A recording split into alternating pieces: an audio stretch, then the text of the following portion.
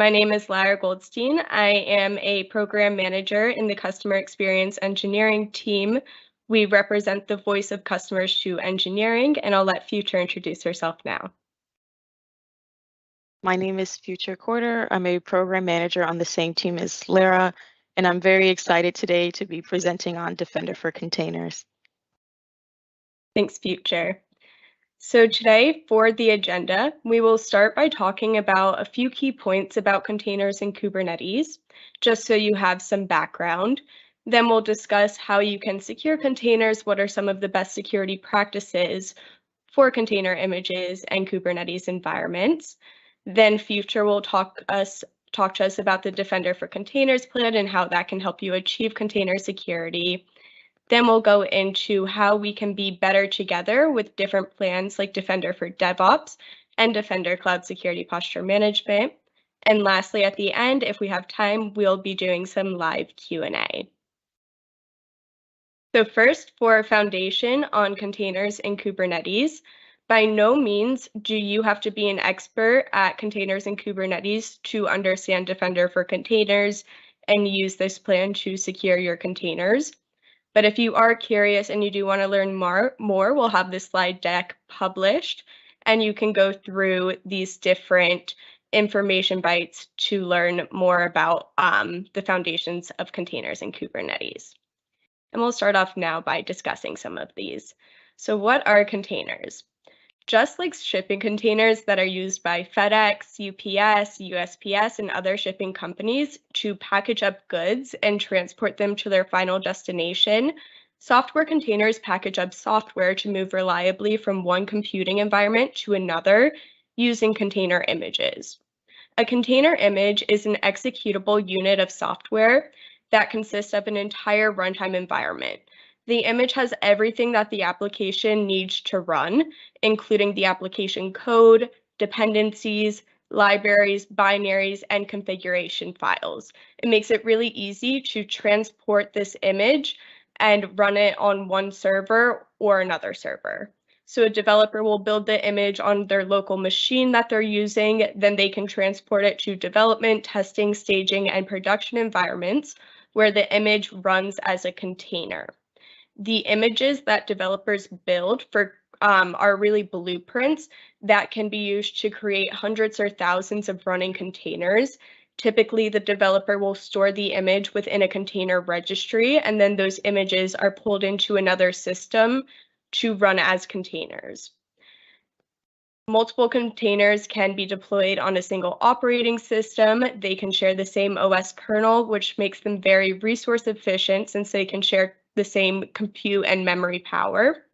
And this really brings us into how containers revolutionized how we build applications. They're more cost effective because they can share that host machine.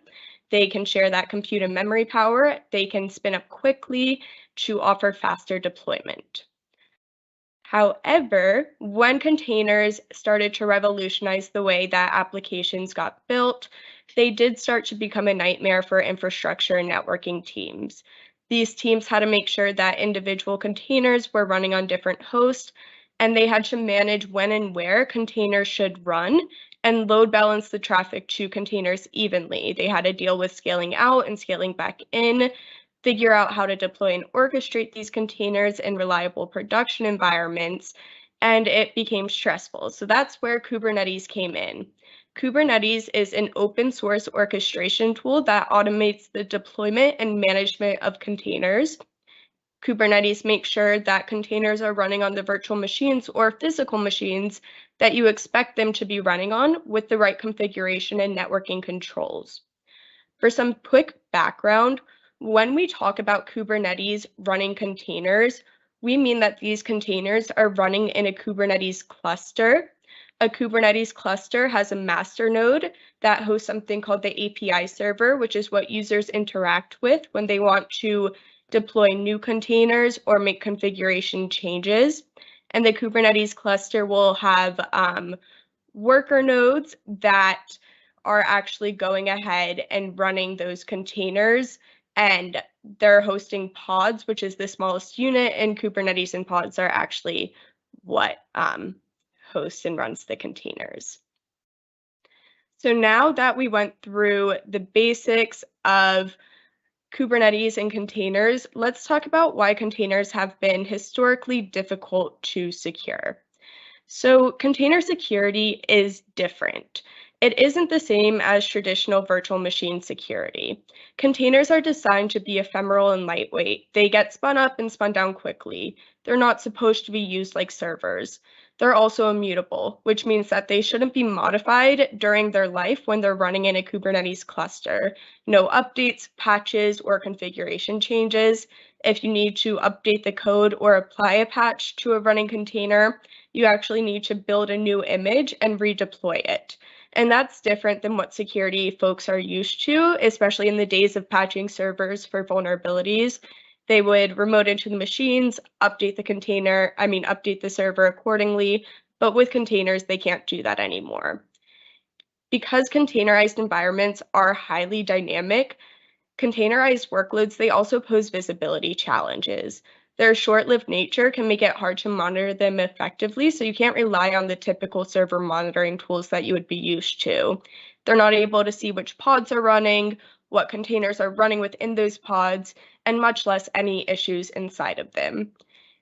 And lastly, because Kubernetes is complex and it's relatively new, security teams, they don't always have the expertise that's needed to properly secure them, especially because of how broad the threat landscape for Kubernetes is, which is what we're going to talk about now. First, when we're thinking about the threat landscape for managed Kubernetes, we'll start looking at different sorts of common attack techniques. We have the risk of attackers abusing identities. Identities are a really important aspect of Kubernetes security, but one of the challenges with securing identities is that there are so many different types of identities involved within Kubernetes. You have the identities that are used by users to authenticate to the cluster, identities that applications use within the cluster, which are typically Kubernetes service accounts, and then identities in the application within the cluster that communicate with resources outside of the cluster, such as a SQL database. If an attacker compromises any of these identities, especially ones that have a wide range of privileges, that can leave you open to any sort of attack, and it gives the attacker a lot of different lateral movement paths. So you really need to make sure that you're securing all of these identities. Attackers may also exploit vulnerable container images.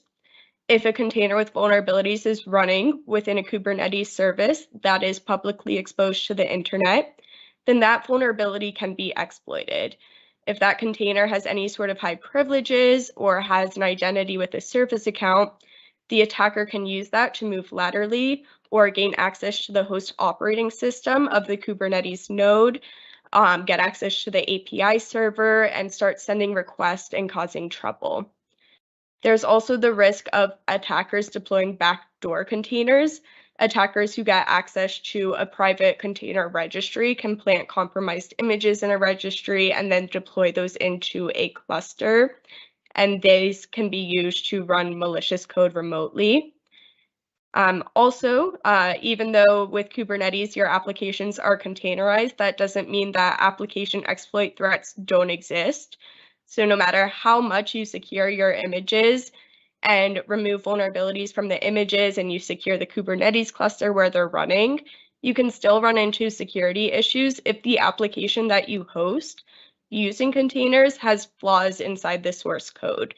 Maybe it's vulnerable to SQL injection attacks, which could potentially let attackers access sensitive information. And then the last attack technique we have is attackers breaking out of the container to gain access to the underlying host machine where they can potentially drop malicious payloads, run commands, or try to escalate privileges and steal secrets.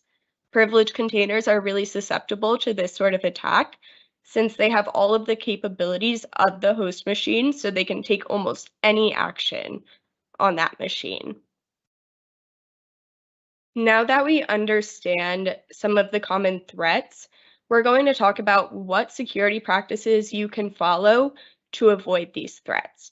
So when we think about security for Kubernetes and containers, we have to think of the entire container lifecycle, from the time that the container image gets built to when it gets pushed to a container registry, and then when it gets deployed to run within a Kubernetes cluster. Starting in development or build, here are some best practices to follow is you want to use trusted-based images to create the container image instead of just choosing random images from the internet that may have malware or any other type of vulnerability. And to check for any sorts of vulnerabilities, you should be scanning these images in development and addressing known vulnerabilities before you actually move them to a container registry in the ship phase. When the container is in the registry, you want to continue to scan the container for any recently discovered vulnerabilities and enforce best practices on how you configure the registry. You want to encrypt your images at rest. You want to make sure that the registry is private. It doesn't allow for public access where any attacker could go in and push a malicious image. And you do want to follow least privileged access controls within that container registry. In the event of any sort of compromised credentials, you want to make sure that the only people with access to it are the ones that actually need access to that container registry. And then next, we have deployment. So when you're thinking through deployment before you actually bring those images to run as a container within a Kubernetes cluster, you want to make sure that you're following best practices here. So you want to use Kubernetes and mission controllers to enforce policies within Kubernetes. This would let you do things like enforcing that privileged containers aren't deployed, enforcing that containers are only deployed from trusted registries, and that containers adhere to specific CPU and memory limits in the event of a DDoS attack.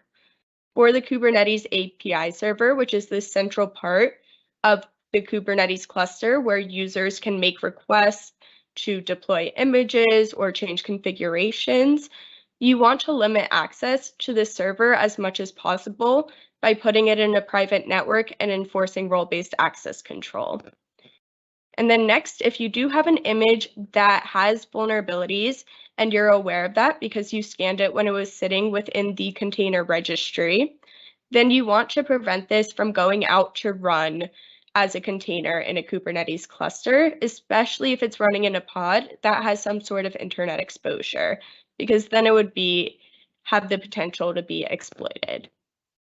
During runtime, when the containers are actively running, you want to make sure that malicious activities aren't taking place on your Kubernetes workloads by monitoring for abnormal or malicious activity using security tools. You want to treat your containers as immutable.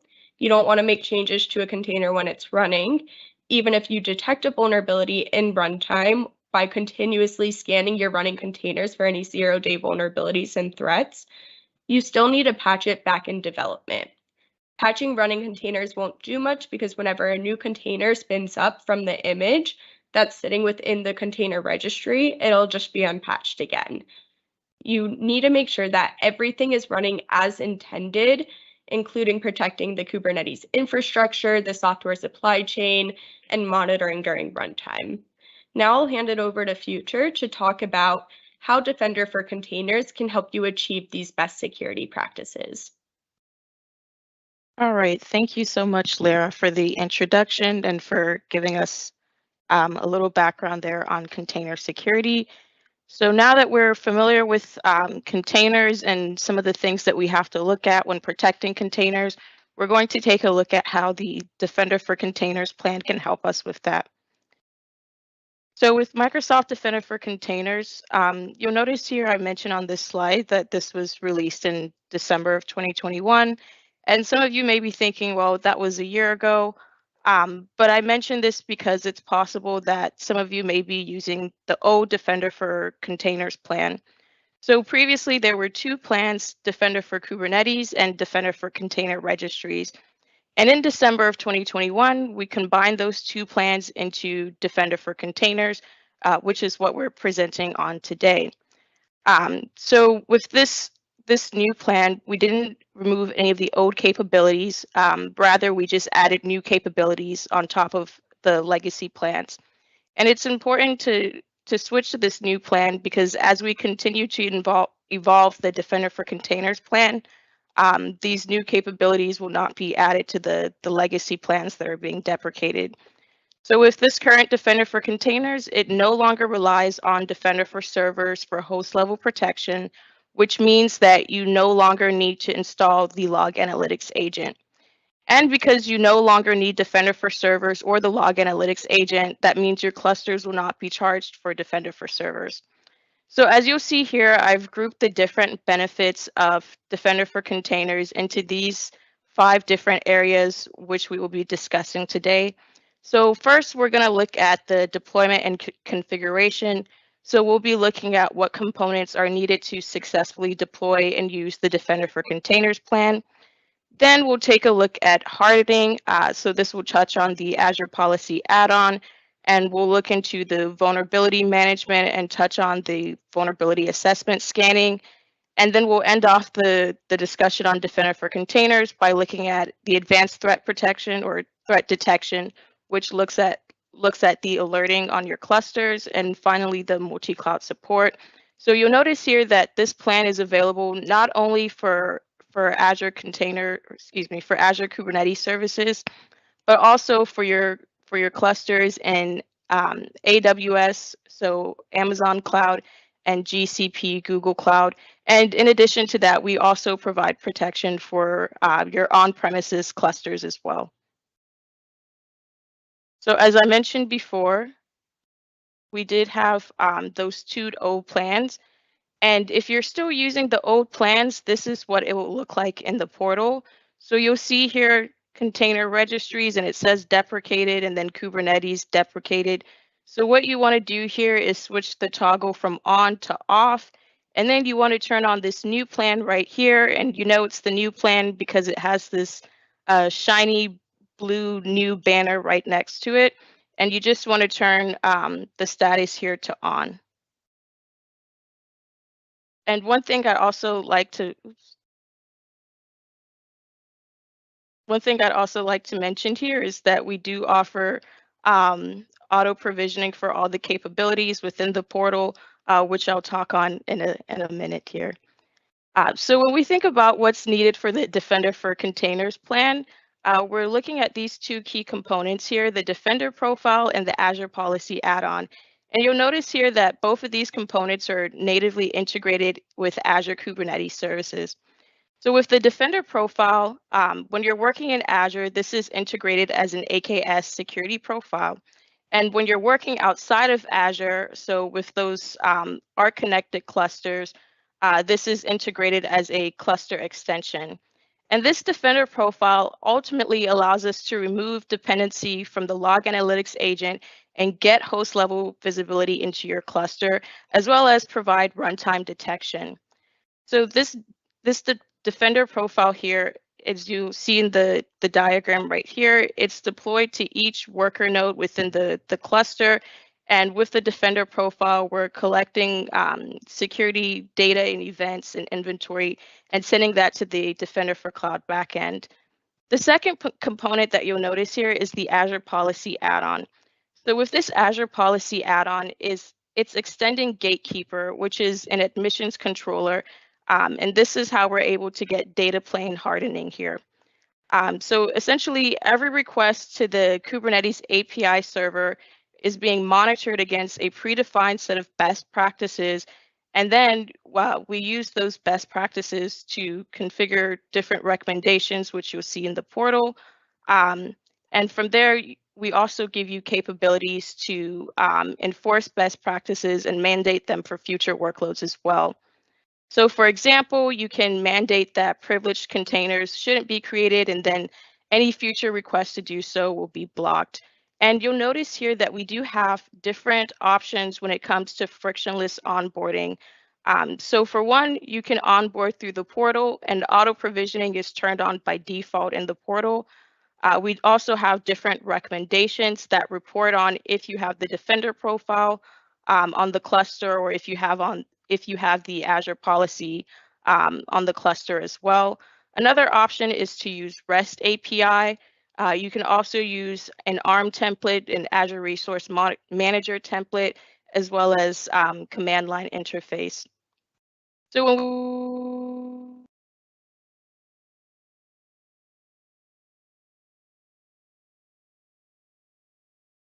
think we have a mic problem. Yeah, Future, we lost you. Maybe you want to turn off your headset.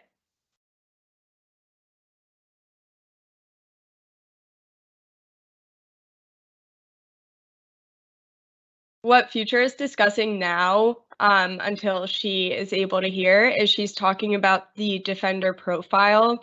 This is deployed as a daemon set, so it gets deployed on every single node in the Kubernetes cluster as a pod. And we have different pods here. So we have the Microsoft Defender collector, that is a set of containers that focuses on actually collecting the inventory, and then we have some that publish it out. For hardening, we use the Azure Policy add-on, and even without the Azure Policy add-on, we're still able to assess your Kubernetes cluster posture using the Microsoft Defender for Cloud Secure Score experience. So you can understand your security posture, you can understand if your container images are being configured correctly. And I believe Future might have just dropped for a minute. So I'll just take over from the slide that she was at. If you just give me a second here to get set up until she returns.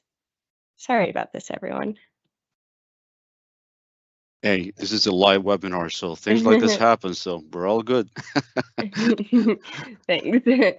Future, are you back? All right, I will take over until she's back. So for hardening, as I was saying, we do have different findings that we're going to add to the secure score. So making sure that you're enforcing role-based access control on your Kubernetes services, and that you are encrypting your container images when they're sitting within the registry. It looks like Future is back now, so I'll let her take back over for the control plane recommendations.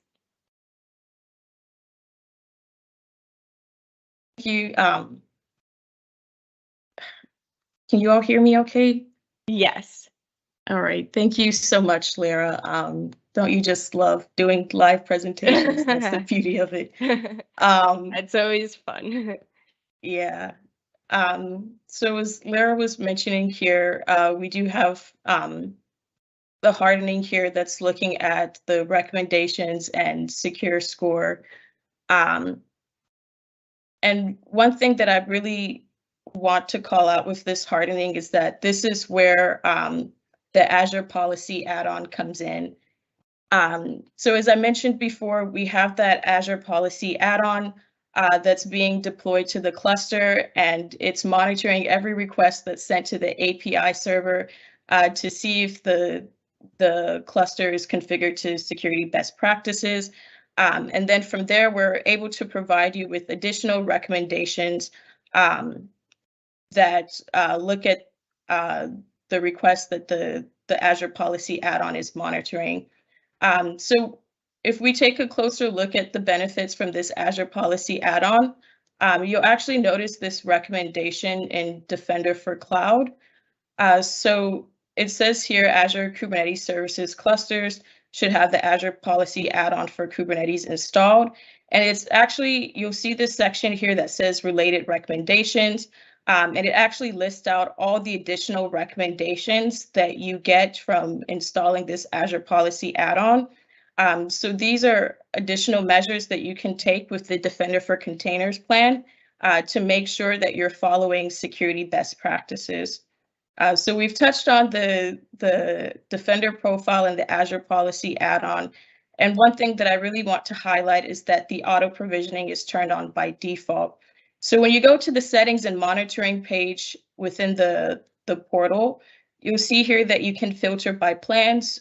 So it's already filtered here for Defender for Containers. And you'll see these two components that we've gone over, the Defender daemon set and the Azure Policy for Kubernetes.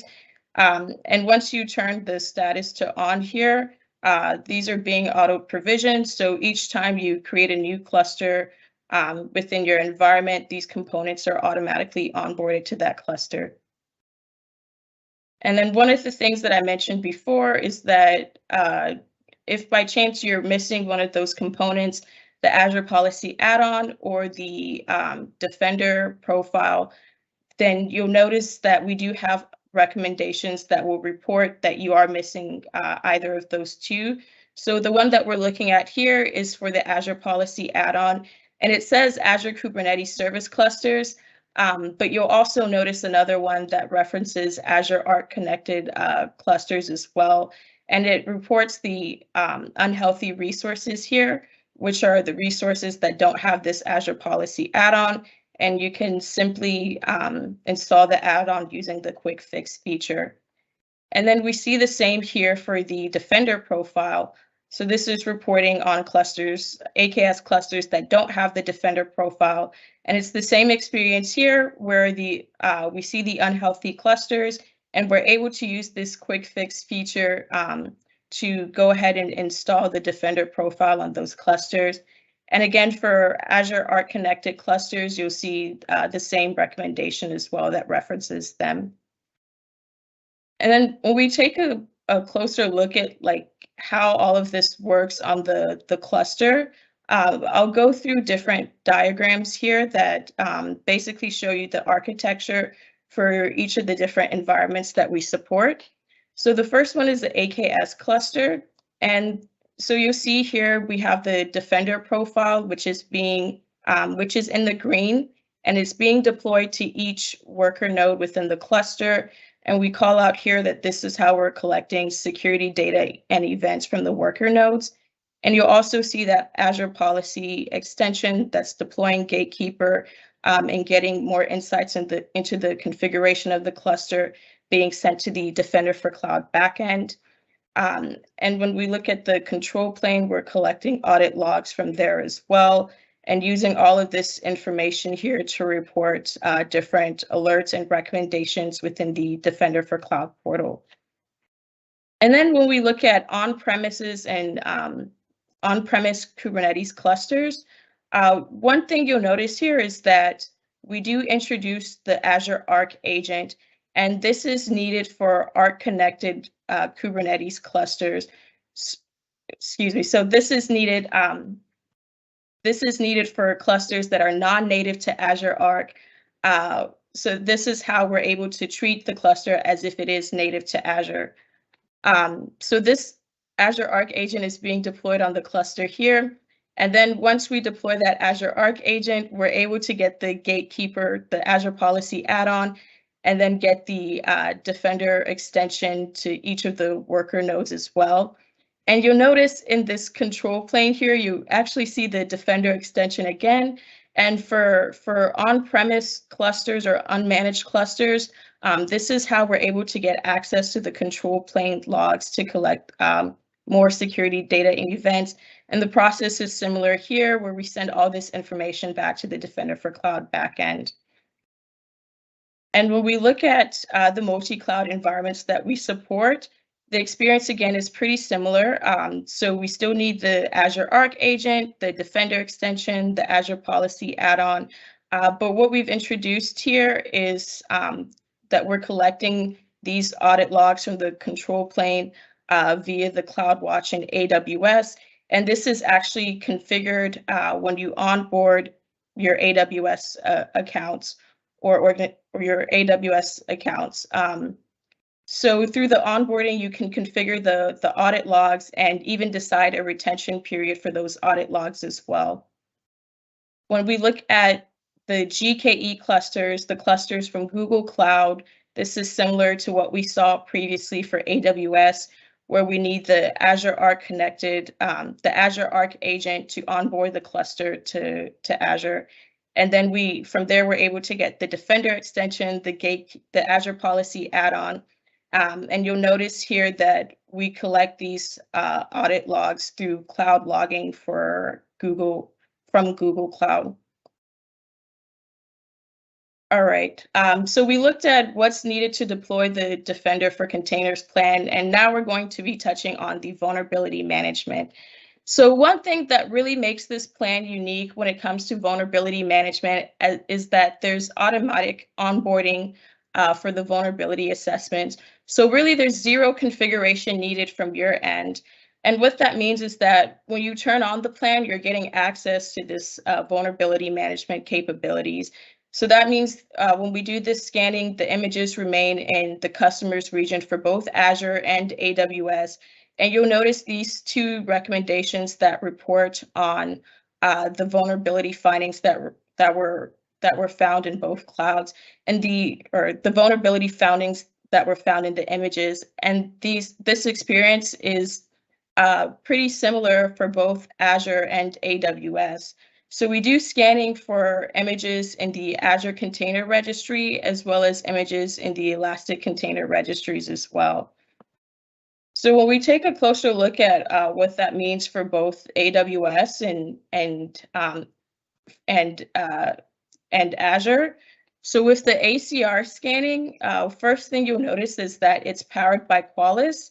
And we have these two recommendations that report on the ACR scanning.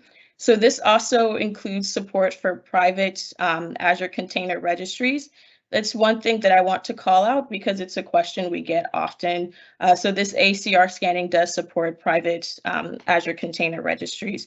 And you'll notice there's different triggers here for this scanning. So the first trigger that you'll notice is on push.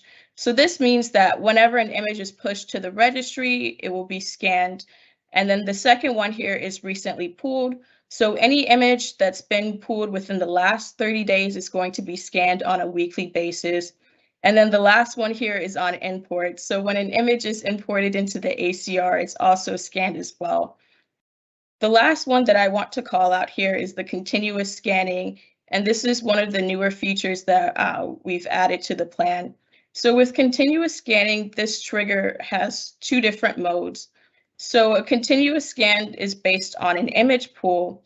That means that the scan is going to be performed every 7 days after an image is pooled, and only for 30 days after the image is pooled. So with this mode, it does not require the Defender profile that we looked at earlier.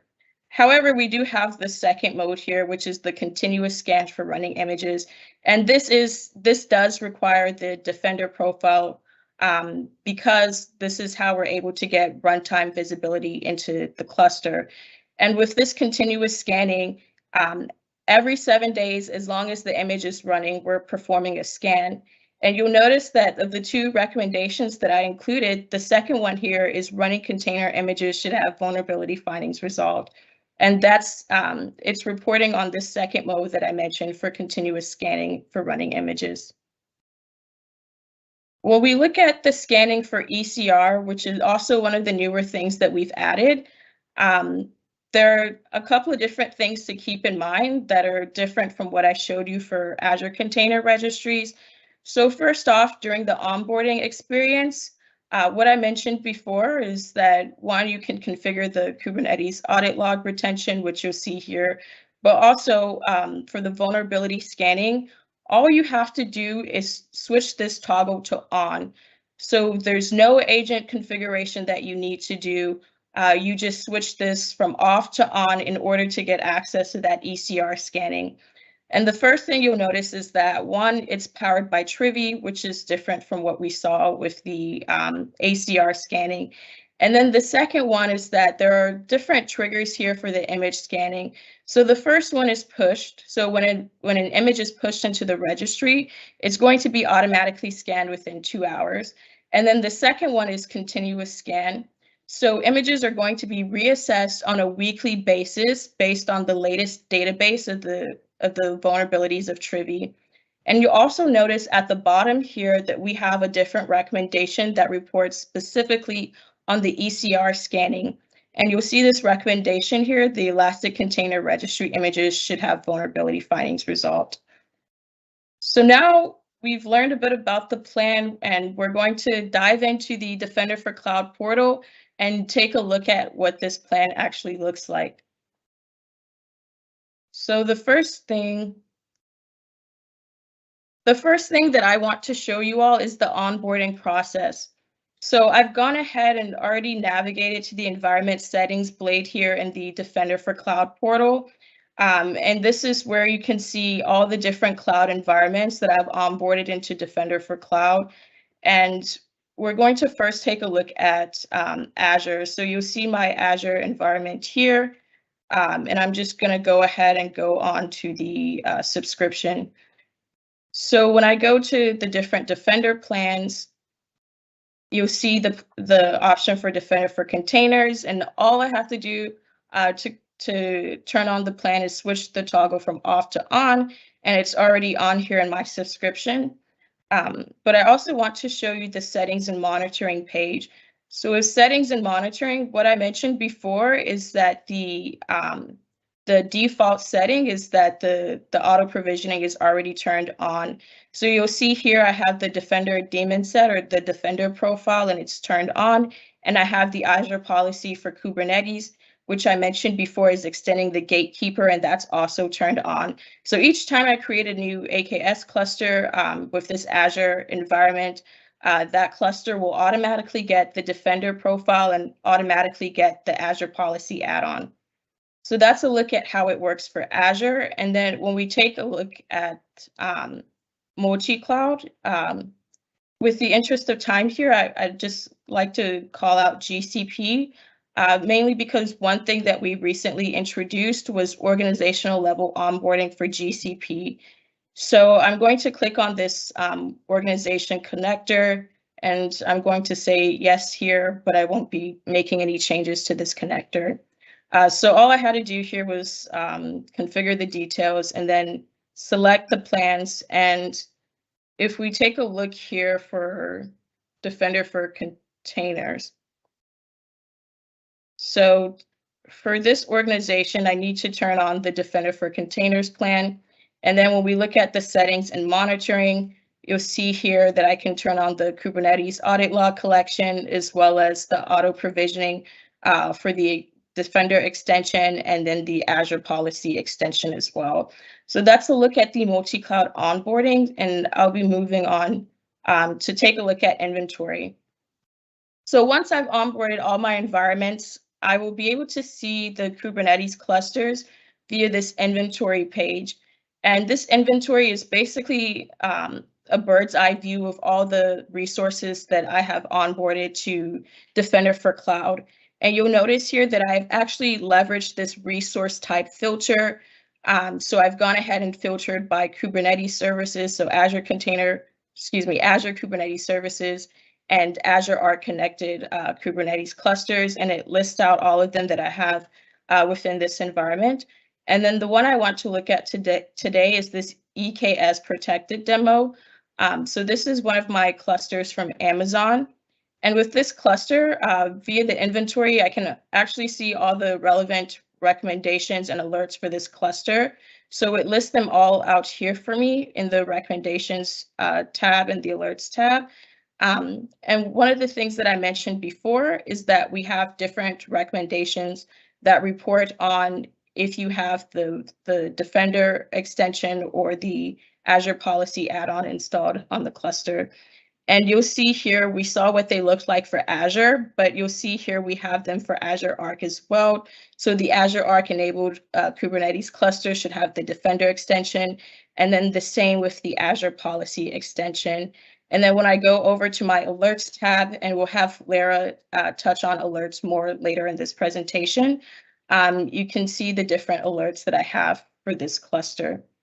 The next thing that I want to show you here is the recommendations. So previously, before I mentioned that we get another set of recommendations from the Azure policy add-on. And an example of one of those recommendations is the container registry should be deployed from trusted registries only. And because of this Azure policy add-on, I can actually use different enforcement capabilities here. So you'll notice it tells you that you have to configure default parameters. So I can actually go in and configure what my trusted registries are and use this deny option, which will prevent deployment from a registry that's not on this list that I defined as trusted registry. So this is a look at one of the recommendations from the Azure policy add-on. And very briefly, I also want to show you the recommendations for the for the vulnerability scanning. So we have a couple of different ones here. We have the one for running container images as well as container registry images should have vulnerability findings resolved. That's reporting on ACR. And then we have one that's reporting on ECR. The Elastic Container Registry images should have vulnerability findings resolved. And to get to these recommendations, I went to this remediate vulnerability security control. So if we take a closer look at the vulnerability assessment scanning here, once on this page, you'll actually see all the vulnerability assessments that are relevant to my ACR images, and we actually were able to find all the information that we need to resolve those vulnerabilities in one pane of glass. So we get an overview here on the scanning, and then you'll notice the affected resources, and we see the unhealthy registries. And then from there, when we click on the findings, we're actually able to get information on what this vulnerability is reporting. And we see this remediation section here that's reporting on how we can actually remediate this vulnerability as well. And I'd like to pass the virtual microphone back over to Lara to speak more on the advanced threat detection and our better together scenarios. Thanks, Future. That was a great demo and great overview. So I'll be going in to discuss advanced threat protection now, and then I'll talk a little bit about how we integrate with Defender for DevOps and Defender CSPM. For advanced threat detection, Defender for Containers has a really great detection suite. It provides real-time threat detection by generating alerts for suspicious activities. We provide these capabilities through the Defender agent, which Future discussed, and analysis of Kubernetes audit logs. We have over 60 different alerts that are based on Kubernetes aware analytics, artificial intelligence, and anomaly detections of runtime workloads. These analytics allow us to detect different executions of processes, especially those that have behavior similar to common Linux bots, for example. Any sort of abnormal service account operations, if the service account is taking an operation that isn't common for what it typically does, that would indicate that it may be being used for malicious purposes. And we can also detect things like secret access requests that are different and anomalous compared to previous secret access activity. We expand our threat protection capabilities by harnessing the power of Microsoft's global threat intelligence. Microsoft's threat intelligence analyzes trillions of signals every day to detect new and emerging threats, and Defender for Containers is providing alerts for some of these known threats. For example, if there is a known credential access tool running on the container, or if there's a download of a file that's associated with a known digital currency mining file, we'll alert you on that.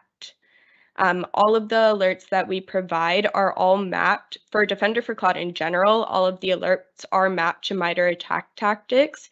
And for Defender for Containers, we're monitoring the attack surface of multi-cloud Kubernetes deployments based on the MITRE attack matrix for containers, which is a framework that was developed by the Center for Informed Threat Informed Defense in close partnership with Microsoft. So we actually had a lot of input in this MITRE attack matrix for containers, and our alerts are completely aligned to these attack techniques. And in my opinion, one of the best things about our advanced threat detection is we give you a ton of information in the alerts that we provide about the different components of the Kubernetes cluster that are affected, the affected namespace, pod, container, and more. You can use all of this information to remediate the security issue and overall improve the security posture of your containerized environments and reduce your threats. You can also respond automatically by integrating with Microsoft Sentinel or another security incident event management tool. You can send an email to the workload owner, trigger an Azure Logic app to automatically go ahead and remediate that identified issue. We do publish all of the different alerts that we provide in our Defender for Cloud documentation. You can find the relevant alerts for containers by going to aka.ms/container alerts. And I think I briefly mentioned this in the last slide, but Defender for Containers is giving you security alerts for control plane cluster level and for the running workloads themselves. The control plane security alerts, they're all going to have the prefix of K8_. And here you'll see things that come from audit log analysis of the Kubernetes API server, such as if we detected a Kubeflow dashboard that's exposed, or we detected a Kubernetes penetration testing tool. You'll be able to get these alerts provided to you through an agentless approach by us monitoring the Kubernetes audit logs from the API server. For security alerts for runtime workloads in the cluster, these are recognized by the K8.node_ prefix. Alerts with this prefix come from analysis of processes that are running within a container or directly on the Kubernetes node. So here you'll see things along with the different processes that are running, such as potential crypto coin miners, or if we detected a possible backdoor. Moving on, if you find that a single alert isn't interesting or relevant, you can manually dismiss the alert by changing the status from active to dismissed. If you want to dismiss similar alerts in the future, you can create an alert suppression rule where you can define specific entities for which you believe that the alert should be automatically dismissed. For Kubernetes, some of the entities you can choose from include the container registry, a container image ID, the Kubernetes namespace, pod, secret, or service account, and more. And if you choose one of these entities, the suppression rule will be matched only for alerts that contain this chosen entity. It is important to point out that suppressing the security alert does reduce the effectiveness of our threat protection capabilities. So you should carefully check the potential impact of any suppression rule. Now that we've discussed how Defender for Containers offers these threat detection capabilities, we do want to make sure that you're aware that all of these capabilities, amongst the other capabilities that Future mentioned earlier, such as the Kubernetes policy add-on for hardening recommendations, these are fully supported for multi-cloud, and Future showed that in the portal. We have the frictionless onboarding experience to connect your AWS and GCP Kubernetes clusters. And of course, we're natively built into Azure. We can also collect Kubernetes audit log data from AWS and GCP as well, have the Azure policy add-on for Kubernetes extension be deployed so you can safeguard your clusters in a centralized manner. And the one thing that you really need to know is the backbone of our multi-cloud solution is the Azure Arc platform. The Azure Arc agent will connect your multi-cloud and hybrid clusters to Azure to treat them as if they're Azure native resources. And then we deploy the Defender components, such as the Defender agent extension and the Azure policy extension, as extensions to Azure Arc, so you can monitor those and configure them directly from Azure. So our current support is for Azure Kubernetes Service, Amazon Elastic Kubernetes Service, Google Kubernetes Engine, and then any other Kubernetes cluster that is certified by Cloud Native Computing Foundation. These can all be protected with Defender for Containers. And we have a slide here that we're going to be posting that goes through the availability. The only thing you don't see for multi-cloud right now that's not fully available is the registry scanning, but it is now available for AWS Elastic Container Registry. In the last 5 minutes, I do want to talk about how the story of container security is complete when you bring Defender for Containers, Defender Cloud Security Posture Management, and Defender for DevOps together. Defender for DevOps was released about 2 months ago, and it's a new plan in Defender for Cloud that aims to bridge the gap between developers and security by providing visibility and centralized controls of development environments, development repositories over to security teams. So security teams can gain these DevOps insights across their different pipeline environments, such as Azure DevOps and GitHub Enterprise in Microsoft Defender for Cloud. So we form the pipeline between developers and security now, so they can get unified visibility into their DevOps security posture, see the different repositories that exist, and the security posture of their pre-production application code in a single view. They also get the ability to strengthen cloud resource configurations throughout the development lifecycle. So this enables security of infrastructure as code templates and container images to minimize vulnerabilities and misconfigurations from reaching production environments. And then lastly, you can automate any sort of responses and prioritize remediation of critical issues in code. So security admins can help developers prioritize code fixes with actionable remediation steps, maybe opening up, configuring pull request annotations to let the developer know when we do find a vulnerability.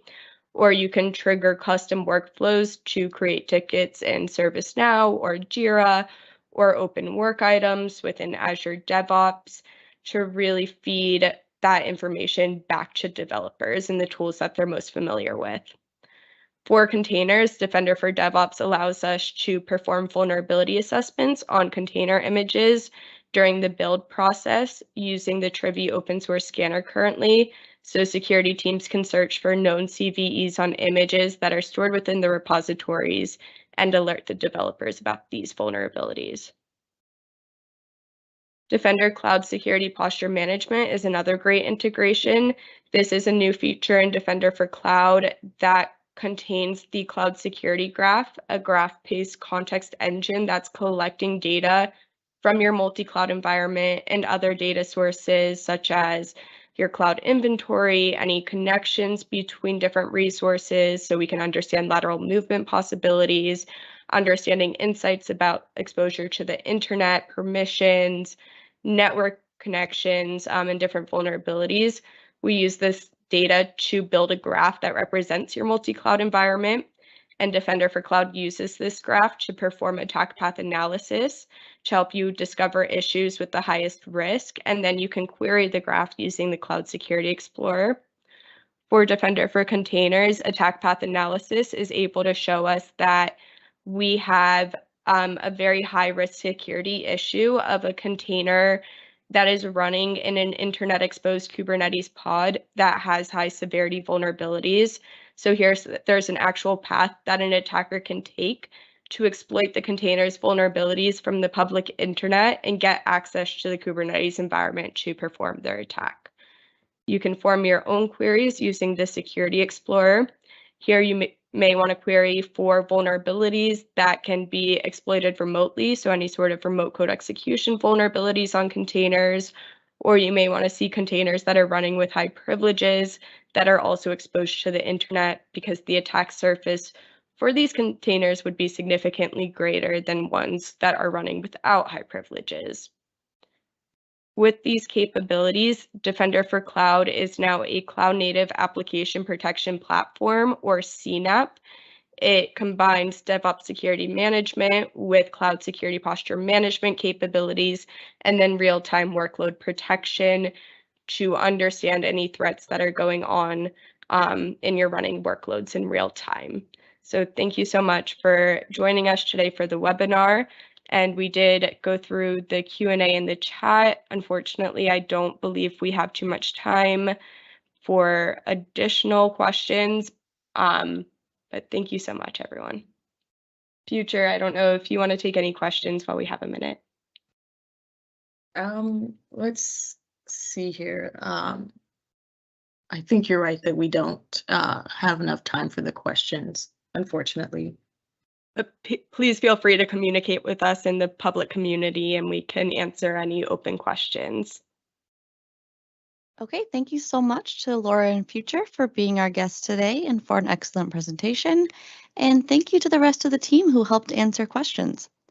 Once again, I would like to remind the listeners that the best way to ensure you don't miss any future webinars or major announcements is to visit our landing page at aka.ms/securitycommunity. And while there, you'll find easy ways to navigate and find the resources and learning content relevant to our security products and their communities. A good start would be browsing our bite-sized product videos, ninja trainings, recordings of past webinars, GitHub communities, and more. We'd love to hear your feedback on how we can improve these webinars. Please take a minute submitting your webinar feedback at aka.ms/securityWebinarFeedback. Thank you and see you next time. Goodbye.